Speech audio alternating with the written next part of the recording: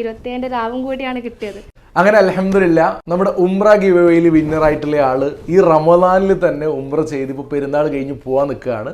നമ്മുടെ ഫ്ലൈസ് ട്രാവൽസിന്റെ കീഴിൽ നമ്മൾ നടത്തിയ ഉംറ ഗിവ് അവേയിൽ എങ്ങനെയായിരുന്നു നിങ്ങളുടെ എക്സ്പീരിയൻസ്? അൽഹംദുലില്ലാ ഒക്കെ റാഹത്തായിരുന്നു. മക്കത്ത് എത്തിയപ്പോഴും 27 രാവിലെ അവിടെ എത്തിയിട്ട് ഉംറ ചെയ്യാൻ പറ്റില്ല. അതാണ് ഏറ്റവും വലിയൊരു ഭാഗ്യം തന്നെ. ഹജ്ജ് ചെയ്തതിന്റെ കൂലിയാണ് അൽഹംദുലില്ലാ അത് കിട്ടി. അതുമല്ല 27 രാവും കൂടിയാണ് കിട്ടിയത്.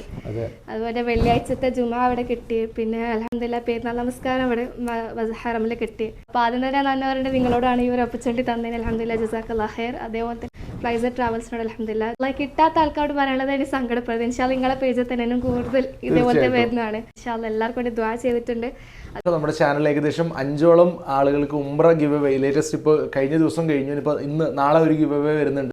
ഏതായാലും അല്ലാഹു തആല എല്ലാവർക്കും അർഹതപ്പെട്ട ആളുകൾക്ക് വീണ്ടും വരാൻ തൗഫീഖ് നൽകുമാറാവട്ടെ.